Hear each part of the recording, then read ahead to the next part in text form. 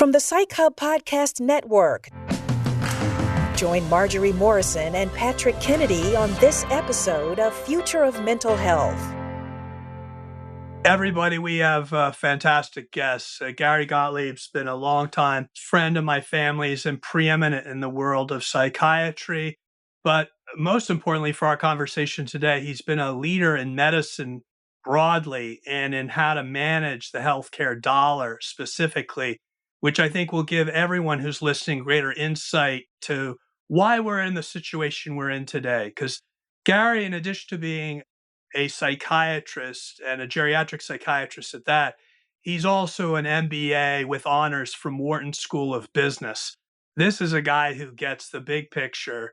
The finances are around mental health, and I think can help us understand what the 60,000-foot vision of how we need to rewrite our social contract for mental health, what it needs to look like. So happy to have Gary today, and turn it over to you, Marjorie. Well, everyone, today you're going to be in for another exciting adventure when Dr. Gary Gottlieb and Patrick Kennedy go and pretty much roll out what the future of mental health should look like. Just to give you a little background, Dr. Gary Gottlieb is a professor of psychiatry at Harvard Medical School and a member of the National Academy of Medicine. From 2015 through June of 2019, he served as CEO of Partners in Health, a global NGO providing a preferential option for the poor in healthcare in severely resource-constrained settings. Prior to that, he was CEO of Partners, now Mass General Brigham Healthcare System, where he had previously served as president of Brigham and Women's Hospital and chair of Partners' Psychiatry and Mental Health System. Dr. Gottlieb is an executive partner at the health venture firm Flame Capital Partners and a senior advisor at the Albright Stonebridge Group. Dr. Gottlieb, welcome to the show. And I'd say just right out of the gates, tell us a little bit about your professional background, your work experience, and what brought you to this whole field of mental health in the first place. Sure. Well, I'm a geriatric psychiatrist, and I've been a psychiatrist for about 40 years. And I became interested in psychiatry actually in medical school, where I started to become specifically interested in the overall emotional experience that patients had within the medical setting, as well as with the emerging neuroscience and the interaction between brain function and behavior overall. And then I more acutely became interested in more medically ill populations, and it drew me to older adults. And so I became a geriatric psychiatrist because so much of the clinical experience that older people have with chronic illness and with frailty is really driven by their emotional health, by the function of their brains, and their interactions with systems and with others. And that's the nature, to me, of comprehensive empathic psychiatric care. I would say I was driven to psychiatry with passion because I chose to do my residency in psychiatry at Bellevue. I was deeply interested in the sickest populations and people who were living in the dust, for whom care was harder to get, and from whom I could both have the privilege of learning and creating a relationship and try to make some impact. And that residency changed my life dramatically because I met my wife as a first-year resident and fell in love in my residency. And so I met the best person on the face of the earth who's taught me more than anyone else.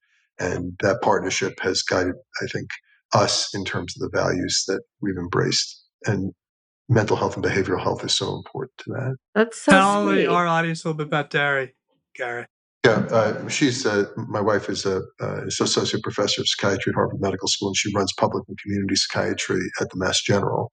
So her patient population of greatest interest are high risk and homeless people and people at greatest need, largely people with psychotic disorders, but also dealing with trauma and substance use. She's been kind of a master teacher and mentor and built programs in clinical care and research as well as in policy over the course of her career. What an amazing power couple there. Yeah. Gary, so you see things from so many different perspectives. And for people who don't know, you ran the largest health system in Massachusetts. And it's kind of a unique position for a psychiatrist who comes from a profession that's marginalized from healthcare to actually being the guy that ran the whole healthcare system. So I'd first like to ask you what your experience was having the passion for psychiatry, knowing that it was a stepchild to the House of Medicine, but then having the opportunity to run basically the House of Medicine in the focal point of the world's leading research institutions in Boston, like what that experience was as someone who was bringing mental health and a whole new perspective to a health system that wasn't maybe as sensitive to all the aspects of mental health and how relevant it was and all throughout the healthcare system. First, it's a wonderful question. My being drawn to management and to being involved in comprehensive health delivery really was during my psych residency. My residency was in 1983 to 1985, and it was in 1979 to 1983. And as I was in my residency program, TEFRA was passed by the Reagan administration, and it was the first major act that was focused on reducing healthcare costs.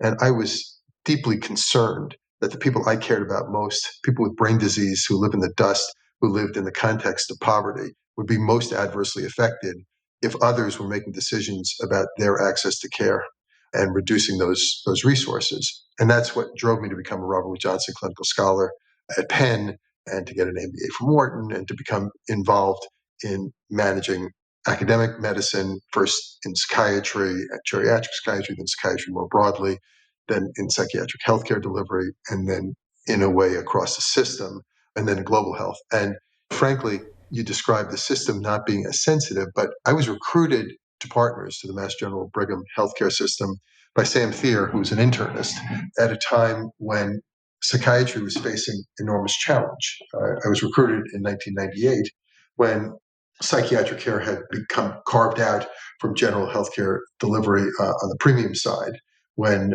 basically that change in the way that psychiatric care was being paid for and the incentives associated with it, as well as public health providers were reducing their overall funding.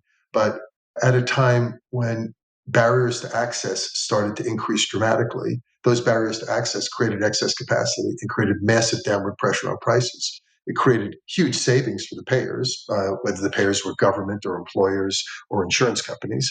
But for society, in some ways, they just happened to forget that people also had brains and they lived in society at that period of time. That was the beginning of the crisis that we feel right now, that somehow is in everyone's consciousness, that you and I have known and lived through and advocated around for the course of our entire lifetimes. Professionally, that's basically real wonder that there's no access to behavioral health providers when you don't pay people adequately, when you make it difficult for them to get their patient care reimbursed for, when you make it impossible for them to put people into hospital care, and when providers have no incentive to deliver those services. And frankly, what Sam Thier and Partners felt was, we've got to do something special here. Instead of reducing the number of beds, our investment in behavioral neuroscience on the research side is so large. Our overall focus and our interest in young people, which is part of our mission, and the notion that psychiatric care should be somehow fragmented is unacceptable to our doctors at the Mass General or doctors at the Brigham who want to refer to their own partners, to the people that they know, and to be part of that same clinical paradigm. And so I was recruited actually to run psychiatry across Partners with a substantial amount of incremental funding that allowed us to reopen beds at McLean that had been closed because of that downward pressure, that allowed us to get into contracts that we weren't in before with the payers, and allowed us to make more investments in behavioral neuroscience.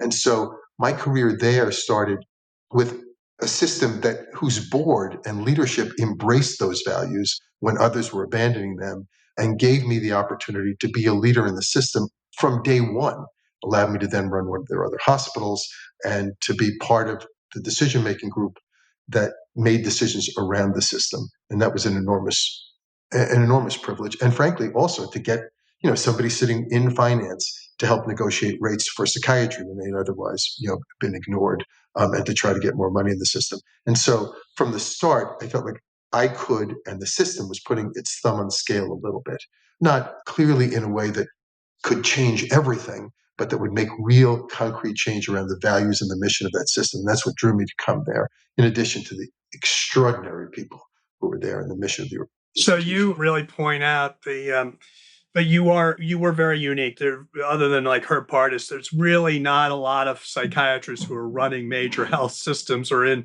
places of authority in the healthcare system. And as we know, within the healthcare system, relative value units do not really appreciate the role of psychiatry juxtaposed to other medical professions. Since you're the Wharton with honors, MBA, can you talk a little bit about why we're in such a dire shape? Because we've never valued mental health in the healthcare sector itself. We almost had a minute to do that. I was on one of the task forces in the APA when they were creating the RBRBS, the relative value scale, from over 89 to basically create a new fee schedule. And the notion was that we could somehow balance the care of somebody with bipolar disorder who was acutely ill against somebody who had just had physical trauma and needed their knee replaced. And that somehow the work units would be balanced and we'd start to press the scale towards the cognitive components. But a set of political forces and essentially a lack of real societal support and stigmatization, as well as stigma on the policymaker side. It was rare to have heroes like your dad and you and others who understood the issues, how important it was to be able to make certain that there was that kind of parity there together with us. And so, in a world in which we decided somehow in the 1980s that taxation was unacceptable, and we stopped investing in a social safety net, and we stopped investing overall directly in healthcare, except essentially through a less controlled and less planned system that was on the fee-for-service side that then rewarded expensive and high-margin services. We basically never rebalanced them to make certain that the work, the intensity, and the outcomes that are associated with brain diseases more broadly and psychiatric illness could ever receive that reimbursement. And, basically people who are affected don't have a political voice, and their families are either so overwhelmingly burdened or, for a long period of time, so stigmatized in society that they didn't have that opportunity. And then add to that as the infrastructure is being pulled away, as the public sector that had been somewhat dysfunctional that we hoped would be replaced by the community mental health system, the policy strangeness of the Community Mental Health Act, Medicaid and Medicare, each protecting the other from the population that we care the most about, basically created a set of disincentives. The system itself crumbled. Policymakers didn't run for office saying, I'm going to solve this problem. And instead, caring was replaced by the criminal justice system, by the street. We will be judged at the end of the day about the care that we provide for those at greatest need.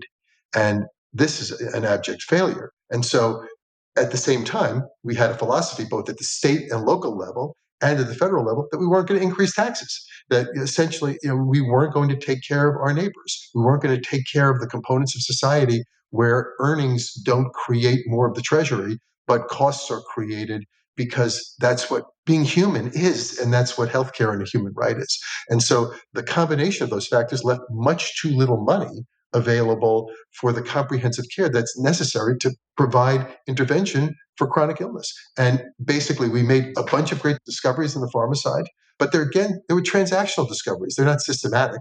We were spending a higher percentage of premium on SSRIs than we were on inpatient, outpatient substance use care as a percentage of premium. That's nuts. And it was also reinforceable. Additionally, as a variety of other interventions that were tremendously successful in making acute medical illnesses into chronic illnesses. Cancer, our life expectancy with cancer has increased. We haven't cured any cancer, or very, very little, but we've made cancer into a chronic illness that's associated with higher quality of life, in which people can have iterative treatment over time, even when they have severe illness, and extend their lives. The ways in which we've reimbursed those treatments has been significantly distorted, and the incentives we've created there have basically, in a Pareto world, gobbled up a lot of the premium that could also be shared for a variety of other illnesses, particularly mental illnesses. So essentially, we've sat both on a public and a private sector side, knowing that there's so much that needed to be done,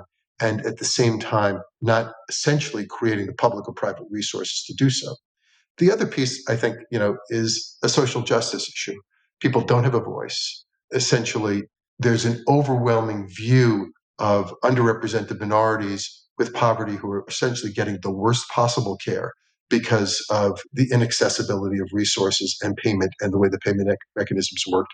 And so the lack of our desire to protect that population or to somehow further stigmatize it, I think has played into policy in a real way. And I think, some of our focus more recently on the tragedy of addiction has increased because more middle-class populations have been affected because of access to a variety of different kinds of drugs. And poorer people and people of color who are always dying related to those outcomes essentially didn't draw the attention of policymakers, payers, and others and decision makers. So for our listeners, you'll hear why I'm such a fan of Gary Gottlieb, because he gets this at a system level. And if we're going to truly address mental health in this world, it has to be at a system level because so much goes into the picture. And first and foremost, we need to understand how we've underfunded the system. I think listening to Gary, what you just said, really is a terrific picture of why we're in the state that we're in. So in order to change all this, can you tell us, kind of in a wish list world, what your view of having an opportunity to lay out a crystal clear kind of roadmap that brings in a systems approach, whether it's on the neuroscience part, whether it's on the social support systems, and whether it's on the medical side, that if we put together, in my parlance of a political campaign, all of the constituency groups, and this is a world where we can manage a lot more than we ever could manage before in terms of management with all the data that we have. Isn't there a way for us to say to folks who feel so bereft of a solution, so overwhelmed by the enormity of this challenge, that we can actually organize ourselves around meeting this challenge? What you just said about the history of how we got into this problem kind of illustrates, well, what do we need to do to get us out of it? But I think we're at a moment in time, people would say, I'm for that, without having to know all the details that Gary Gottlieb, who runs a major health system and understands the history of this, would need to know. But they get the idea that someone like Gary Gottlieb's putting this together, and yes, that's the way we as a nation and as a world need to go forward. I mean, do you see examples of that kind of brain trust out there, churning out the white papers for policymakers, for academics, for neuroscientists, for social service sector, for educators? You know what I'm saying? Like, this is just a space that's been devoid of thought leadership. So it's also, I guess also, Patrick, there are rare people like you who see the entire system. The challenge as well is that there are well-meaning and brilliant people who are also sitting in fragmented silos, who are thinking about each of these elements, and our funding streams reinforce that. So we have basically our social agencies, which are severely underfunded relative to the rest of the world. And part of why our healthcare expenditures are higher with poorer outcomes are not just the social determinants of health, but if you put together direct healthcare expenditures and social expenditures overall, we all of a sudden we move more to the middle of the pack in the top 10 or 15. And our health outcomes would then move up substantially because we would have those other investments. I guess as a healthcare person who's a little bit narrower, I would say, number one, we need universal health coverage, period. Okay, I don't care who the payer is or if there are multiple private payers, but everybody has to have universal. That means not just insurance, it means access. The definition of universal health coverage means access to rapid, affordable, excellent access to highly skilled, highly qualified healthcare providers. Once there is universal health coverage, it drives the incentive to managing the whole human being as opposed to managing fragmented episodes and transactions.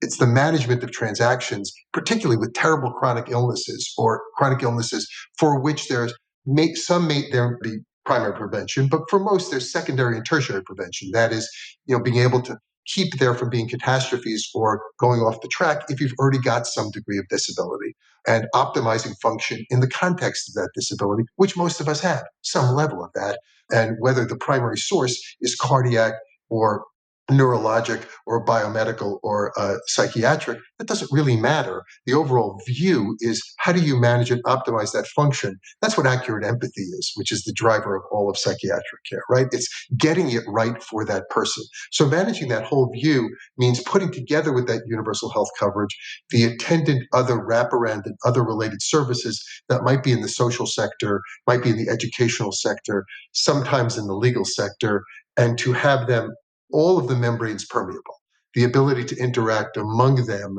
and the incentives around the whole person and the population rather than in the finite area of the 3.5% of premium that we're willing to spend on psychiatric care. Or, I mean, any psychiatric care that's in universal coverage and any value-based payment has to be around the whole premium and the care of that patient population and finding out how one uses those resources best to manage that person, whether they need in-home services, clubhouse services, whether they need the newest in the possible fourth generation cephalosporin antibiotics, or they need SSRIs. It's not the matter of which pocket it comes from. It comes from the whole, and the incentive is to optimize the whole. That's really critical, and it's really, really hard. Most countries have fragments of it in their systems. I mean, I would say from an equity perspective, the British system is probably the best in the National Health Service because it focuses on primary, secondary, and tertiary prevention. And there's a rightful place of mental health care, which is good but not great. And that's partially because they've diminished the investment in science, over the years, where the Wellcome Trust has replaced the government, as the most important resource for biomedical research. After years of cuts, maybe not fully replaced it, but you understand the point. And where the opportunity isn't there, but also where there's a pressure test. Is this new intervention worth what we're going to pay for it?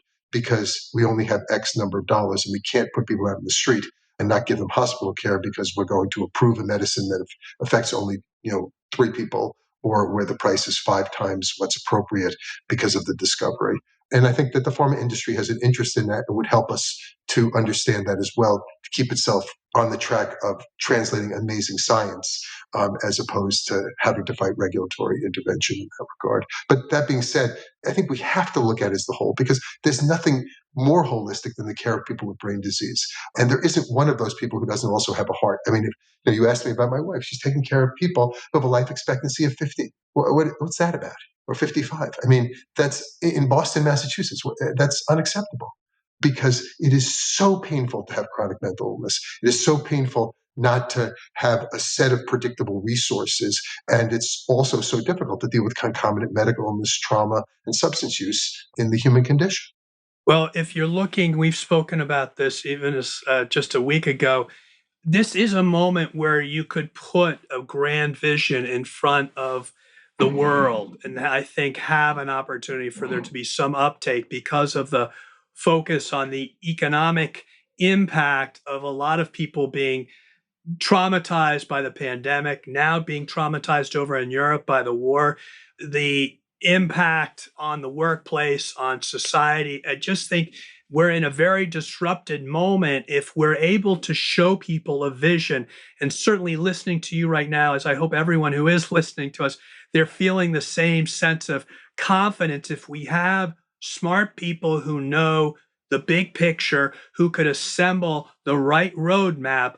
I mean, politically, as a Paul, I think I could go sell that anywhere in the country, D or R, and it would be a winning ticket. But we don't have that plan A. And what I'm saying, Gary, is where can we look to get that holistic vision? And I think the value-based contracting that you speak of is a really good start. But as you know, we're really starting to think big picture with COVID. Mm-hmm. Can we start to use that and think big picture on mental health? And does the government finally say, listen, we're paying for this in all of these different ways, like you point out with criminal justice? How do we come up with zero-based budgeting across housing, human services, foster care, criminal justice? And I don't see like the smarty pants think tanks in DC, whether they're Republican or Democrat, conservative, liberal. I mean, this is just common sense. Wrap the data out there. You say, listen, you do these things, the ROI is exponential. We can't monetize it because it's spread, as you point out, in such a fragmented way that it disincentivizes people to see the value of a more comprehensive approach. So I'm kind of trying to get with you here to understand, for folks that are listening, how do we get to that? I think Medicare is one of the answers, because the crisis around Medicare and the growth of healthcare expenditures at the public level, so Medicare and Medicaid for the states, clearly Medicaid as well, and FMAP money overall in our current system, is crowding out other expenditures, and also obviously our ability to manage debt service in an unlimited way is a limitation in terms of government decision making. At least the vision that parity in the Affordable Care Act brought together, because of some friends of mine, on the same day in time, we envisioned through CMMI and a variety of other ways a set of grand experiments, right? Some of the potholes that have existed in the attempts to slow complete coverage, and also lack of a Medicaid expansion across all the states because of the decisions that were made, the Supreme Court decision in that regard, have slowed us down. But the idea, to some extent, of a very, very difficult piece of legislation was to give us a 15-year glide path to make this set of changes and use a set of grand experiments at the government level to then inform and also create incentives at the private level. The fragments that remain, that are growing, that come out of Medicare Advantage or some of the Medicaid and Medicare dual programs, SCOs and other elements to create incentives, create a way in which who's ever taking care of a population or a group of people has a tremendous set of incentives and a lot of money to think about how to look at people who need care the most. Because if one doesn't provide the right care for people with chronic illnesses, it becomes impossible to manage that premium. And it also creates an incentive to start to cut across to the housing folks, to start to cut across to the criminal justice folks, to start to cut across to social welfare, to food security, to education, to violence reduction, and to each of the other elements that you're describing. The problem is we're the decision makers. It's silly of us to expect the insurance companies to be decision makers around our social policy, because our social policy has failed. The question is, how do we create incentives for them to be partners with others? And how do we make sure that we create the strength in those partners to then start to cut across those sectors?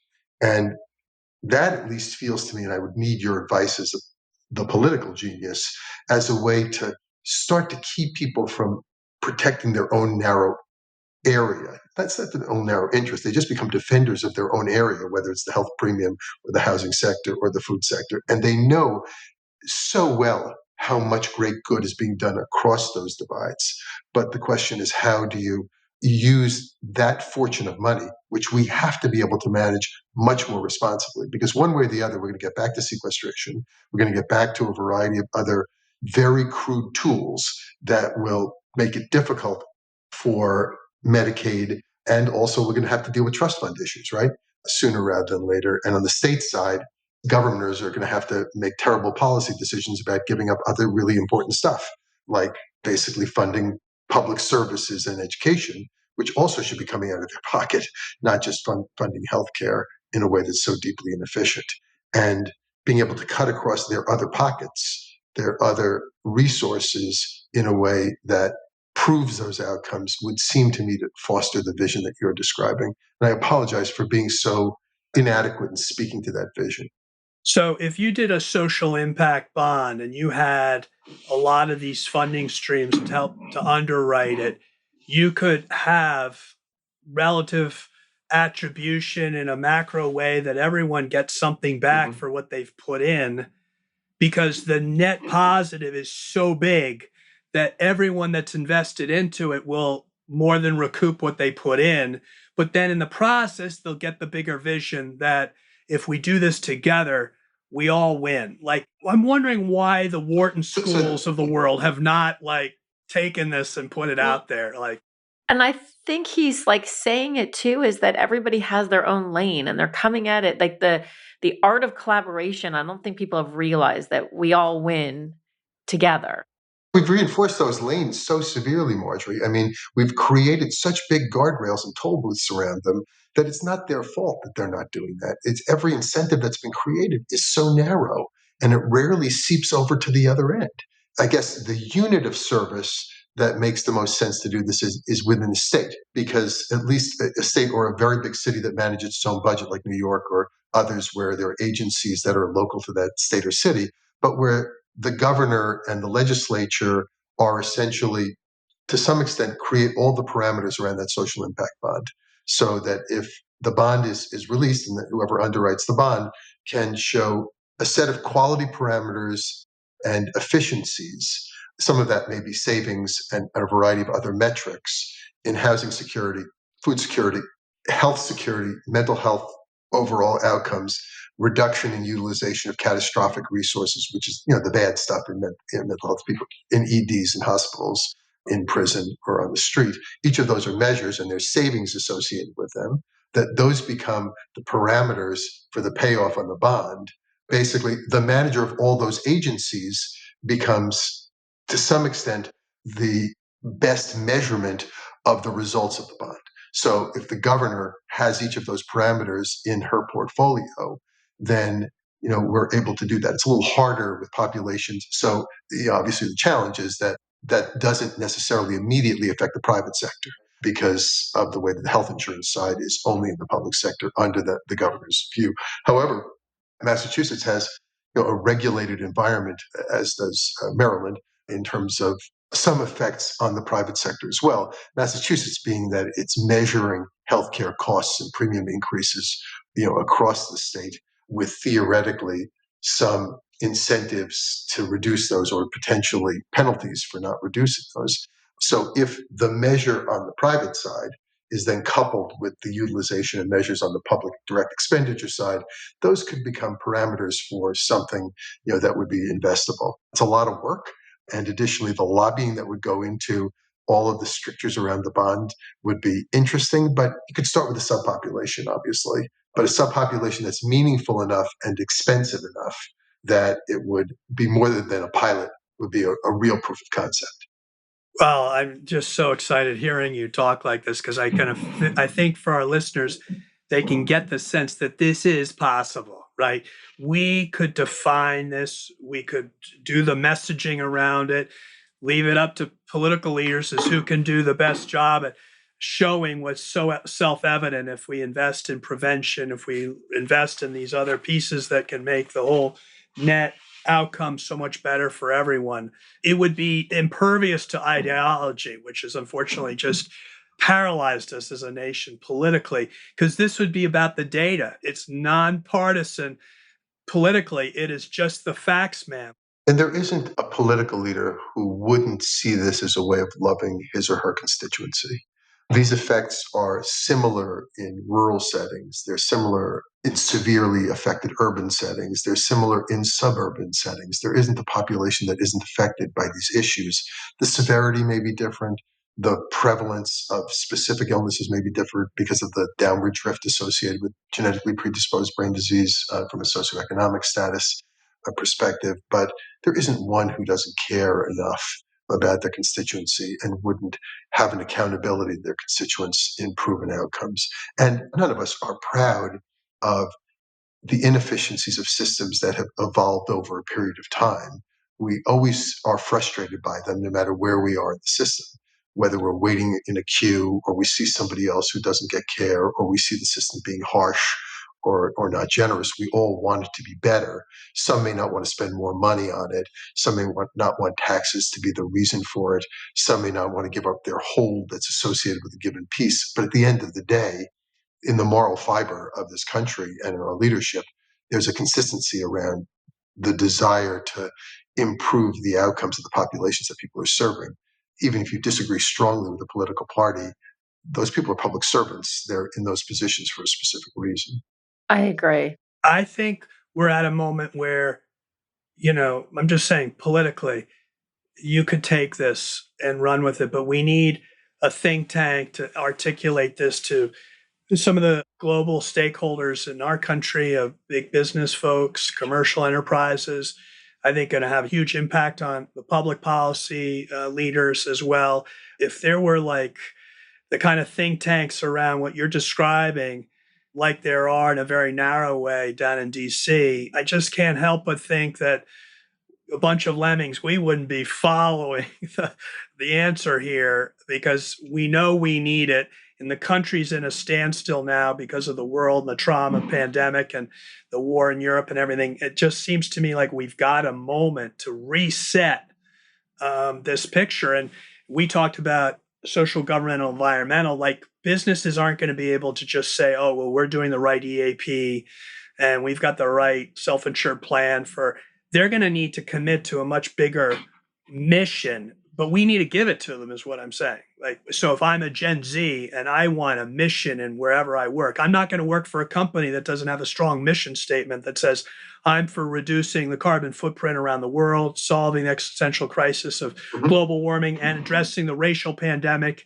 and addressing what's personal to me, because the rates of suffering amongst this Gen Z, amongst all populations is so great as well, says this is what I got to do. And X company says, boom, you come work with us.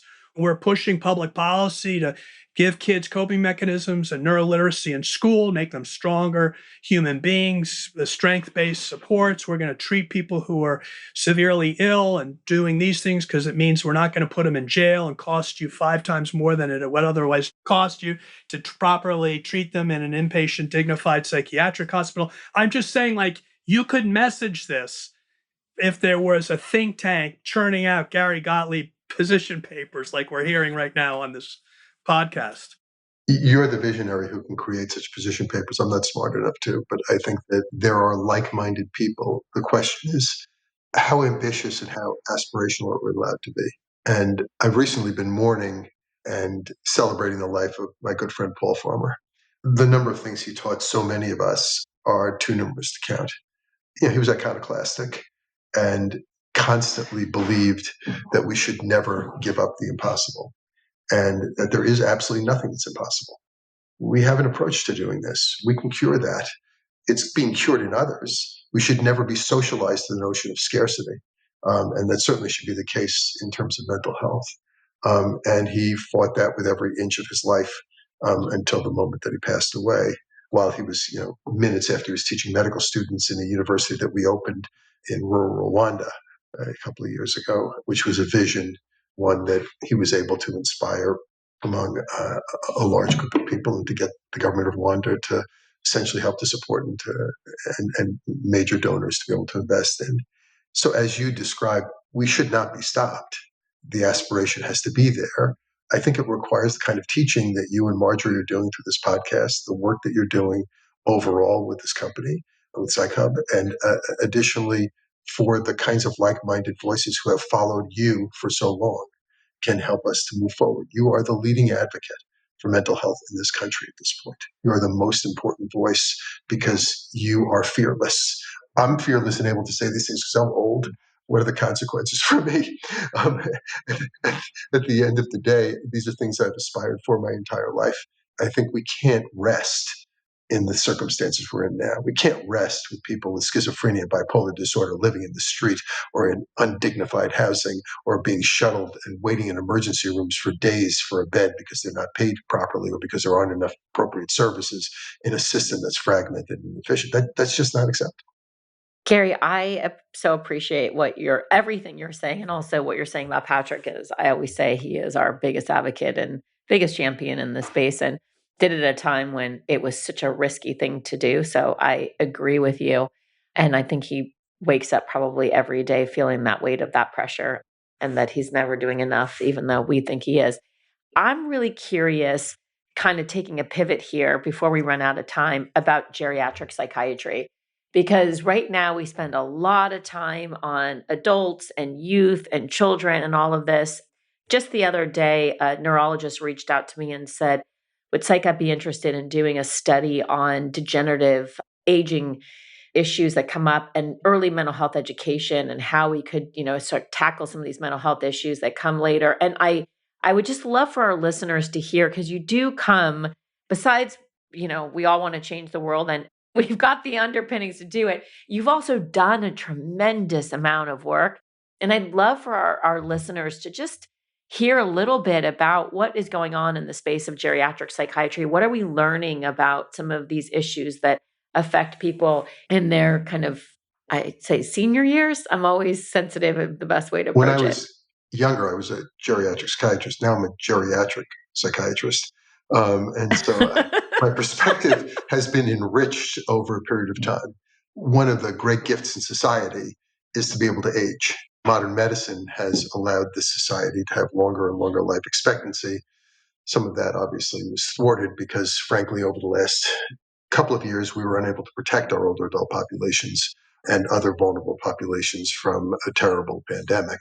1% of people over 65 died over the course of the population, and a very substantial proportion of those who are living in institutions died because of some of the inadequacies we've been describing in creating the kind of healthcare that's necessary and the appropriate payment for people who work in institutional settings and the kind of care that they can provide as well, which is a fundamental piece of this.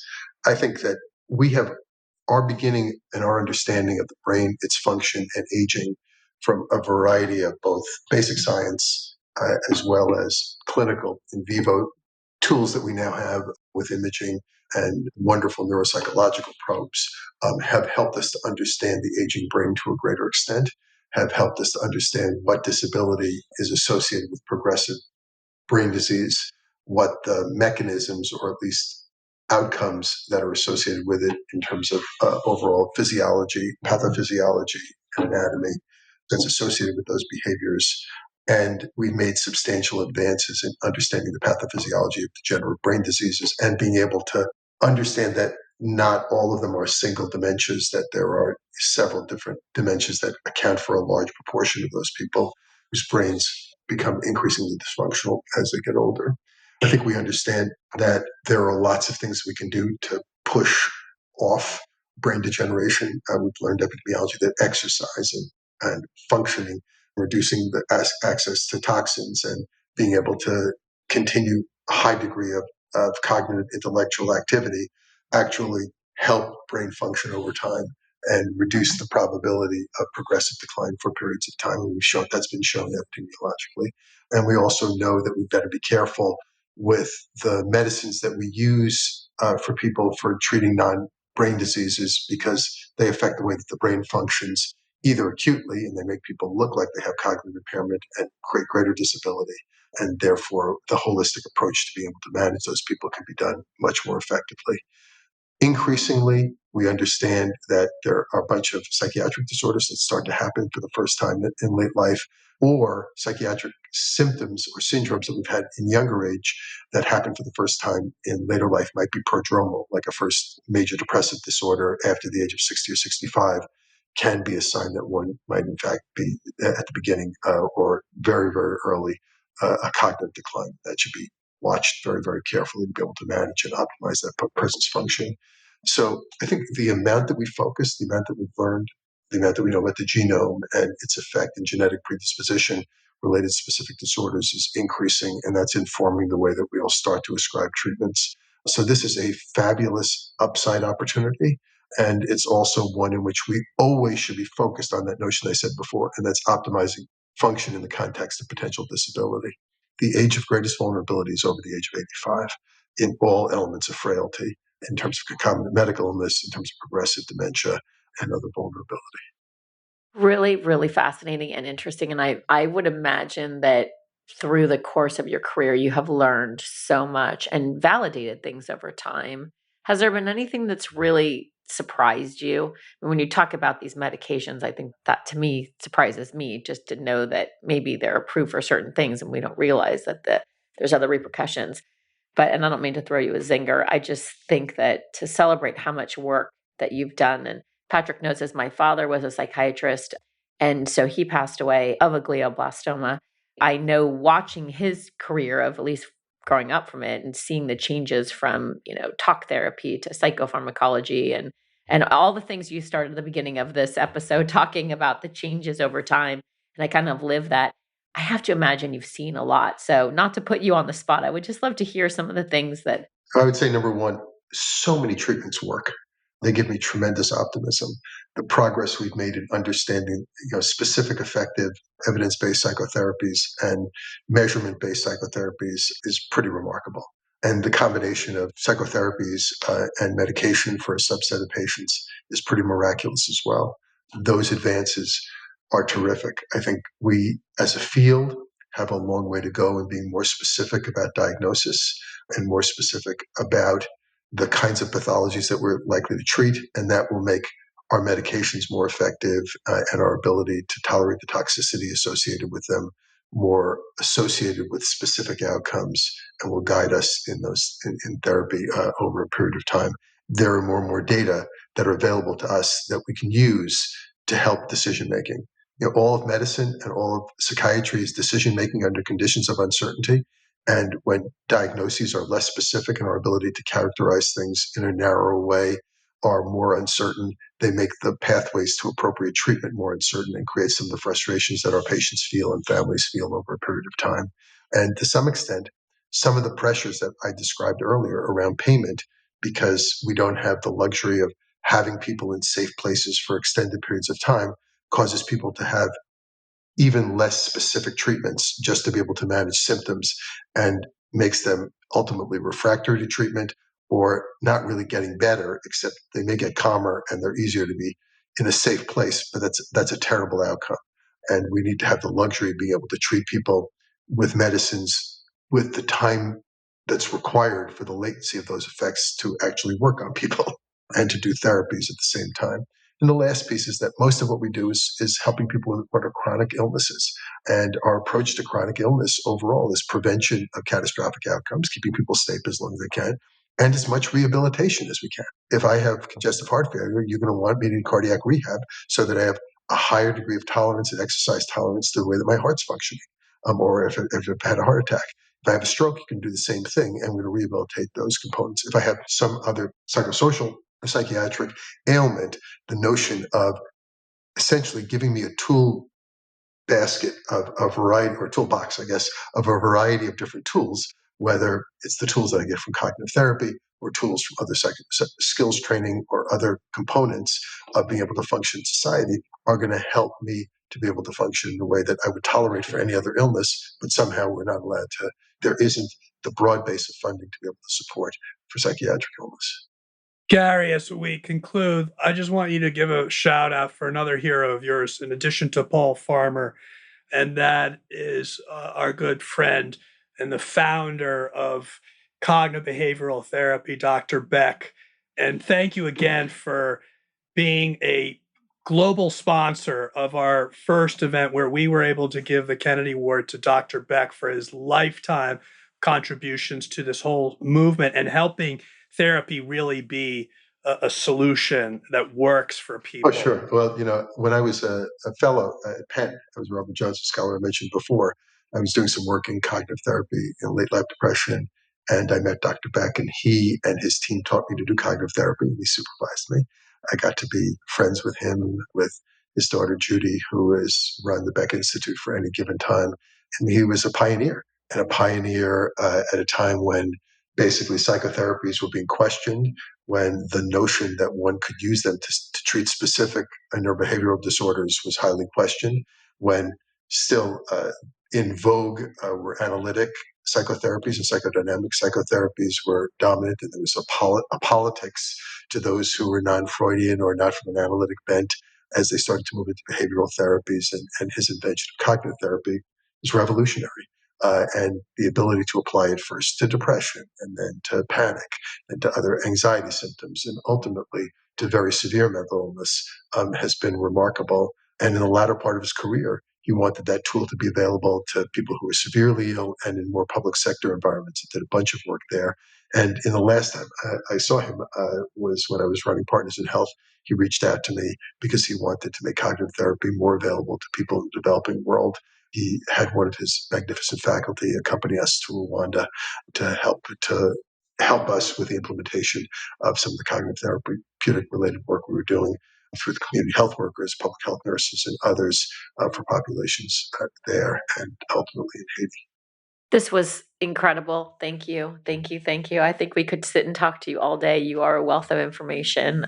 The good thing about this, Gary, is we've charged Patrick up as though he wasn't charged enough, that he has to solve the mental health crisis pretty much on his own, leave the way, continue breaking glass. But it helps to have champions like you, supporting him and letting him bounce things off of, and just also for all of us to learn from you and what you're doing and all of that, all the great work. When you're in it, you probably don't realize how much you know and how much of us are there to learn from you. So I really appreciate you taking the time out of your busy schedule to talk to us today. It's a privilege, and thank you for challenging me to try to rethink the entire healthcare system in 25 minutes or less, and to kind of think through all the failures I've had in trying to do greater good, when in fact one could be as aspirational as Patrick would like me to be. And you delivered, I'll tell you. The whole way of thinking about that social impact bond was brilliant, and that's helpful. That's what we need to do. Well, thank you guys for the great work that you're doing, and thanks for having me. Appreciate it. Thanks for being on. As always, thank you for listening to our podcast. If you enjoyed the show, drop us a review. If you haven't already, subscribe to our podcast for the latest episode. For the latest insights, check us out at psychhub.com.